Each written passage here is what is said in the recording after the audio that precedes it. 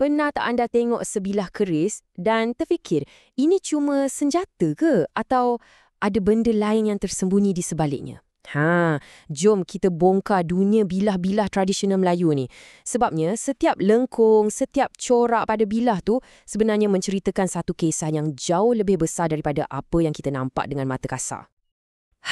Ni dia. Salah satu mitos paling popular pasal keris. Kononnya, kalau kita tunjuk je kat cicak tu boleh terus jatuh. Cerita-cerita macam ni lah, tak kisahlah betul ke tak, yang bagi keris ni satu aura misteri. Ia dah bukan lagi sekadar besi biasa, tapi dah jadi satu objek yang dipercayai ada kuasa. Tapi kan, kalau kita tolak tepi semua mitos ni, apa sebenarnya keris ni? Okey, jom kita tinggalkan sekejap bab-bab mistik tu dan kita tengok dari sudut yang lebih praktikal.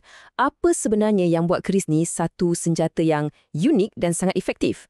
Semuanya terletak pada reka bentuk dia yang sangat-sangat spesifik.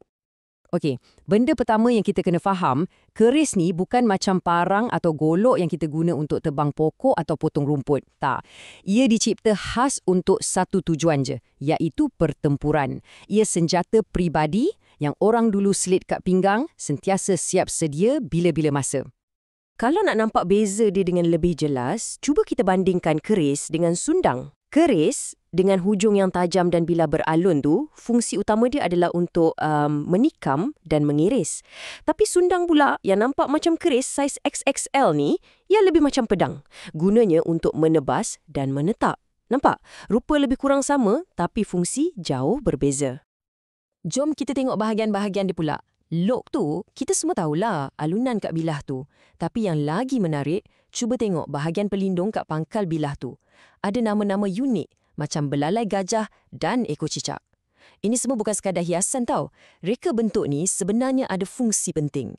Untuk perangkap bilah lawan masa tengah berlawan dan pada masa yang sama, lindungi tangan kita.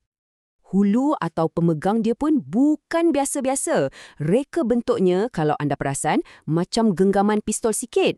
Ini untuk bagi kawalan paling maksimum. Malah ada cara pegang khas macam Jawa Demam yang membolehkan pesilat bukan saja menikam, tapi guna pangkal hulu tu sendiri untuk pukul atau tepis serangan lawan.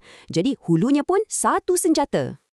Keris ni memanglah ikonik kan? Tapi sebenarnya ia hanyalah sebahagian kecil daripada satu keluarga besar senjata berbilah yang ada kat seluruh Nusantara ni. Percayalah, setiap kawasan, setiap wilayah ada pedang istimewa dia sendiri dengan rupa dan fungsi yang berbeza-beza. Kita mulakan dengan pedang Sikin dari Aceh. Apa yang special pasal pedang ni? Bilah dia sangat-sangat nipis. Mesti anda fikir, senang patah ni. Tapi sebenarnya, tak. Ia sangat fleksibel. Fleksibiliti inilah yang buat libasan dia tu susah nak dijangka dan susah nak ditangkis oleh pihak lawan. Kemudian, kita ada pedang cenang khas. Yang ini dah lain level dia. Ia bukan lagi sekadar senjata biasa, tapi dah jadi simbol identiti dan kebesaran Raja-Raja Melayu. Sampai sekarang pun, ia jadi sebahagian daripada alat kebesaran diraja. Ini menunjukkan betapa tingginya kedudukan pedang ni dalam budaya kita. Kalau kita nak cakap pasal pedang yang betul-betul praktikal dan lasak, kita kena tengok pedang Gayo dari Sumatera. Pakar-pakar senjata sendiri pun puji reka bentuk dia. Sebab apa? Sebab ia memang dibina untuk kegunaan sebenar, bukan untuk hiasan semata-mata dan memang tahan lasak dalam apa jua keadaan.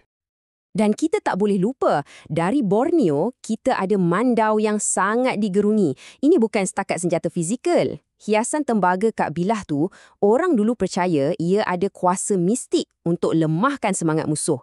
Dan lagi seram, jambur rambut yang kadang-kadang ada kat sarung dia tu, itu simbolik kepada musuh yang dah ditewaskan. Memang satu senjata yang sangat menggerunkan.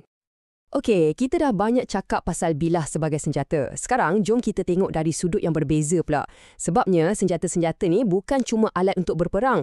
Ia juga adalah satu karya seni yang luar biasa dan satu simbol status yang sangat-sangat berkuasa. Dan bila kita cakap pasal seni pada sebilah-bilah, kita wajib sentuh tentang pamor. Pamor ni corak macam berair yang kita nampak kat bilah tu. Tapi, penting untuk faham, ini bukan cat atau ukiran tau. Ia terhasil dari satu proses tempaan yang sangat rumit, di mana tukang besi akan lipat-lipat lapisan logam yang berbeza jenis. Hasilnya, corak unik yang dianggap sebagai jiwa kepada bilah tu. Dan untuk tunjukkan betapa indahnya seni ni, dengar je nama-nama corak pamor ni. Ada tapak gajah, gigi hiu, bulu ayam sampailah ke udan mas atau hujan emas. Semua nama ni diinspirasikan dari alam sekeliling. Ini menunjukkan betapa tingginya penghargaan orang dulu terhadap seni ni, di mana setiap corak ada makna dan keindahannya yang tersendiri. Selain dari seni, bilah-bilah ni juga main peranan besar dalam politik zaman dulu. Keris atau pedang yang paling cantik, yang paling tinggi mutu buatannya, selalunya akan dijadikan hadiah diplomatik antara kesultanan. Kalau anda bagi hadiah sebilah senjata yang hebat macam ni, ia adalah satu isyarat hormat yang sangat tinggi dan cara untuk mengukuhkan hubungan antara dua kuasa.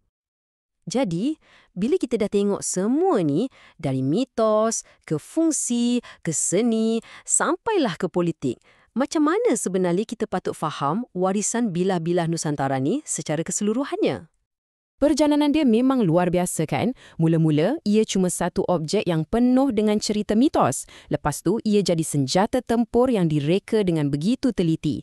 Dari situ, ia berkembang jadi satu karya seni yang halus dengan pamor dan ukiran yang cantik. Dan akhirnya, ia jadi simbol status, kuasa dan juga alat diplomasi. Pendek kata, setiap bilah yang kita tengok ni, ia bukan sekadar besi lama. Ia adalah satu cebisan sejarah yang hidup. Dan ini membawa kita kepada satu soalan terakhir untuk anda fikirkan. Hari ini, bila kita tengok sebilah keris atau pedang lama, adakah ia cuma satu artifak sejuk kaku dalam muzium? Ataupun warisan yang kita boleh pegang ni sebenarnya masih ada peranan penting dalam membentuk identiti dan kefahaman kita tentang siapa kita sebagai satu bangsa? Jawapan tu mungkin ada pada anda sendiri.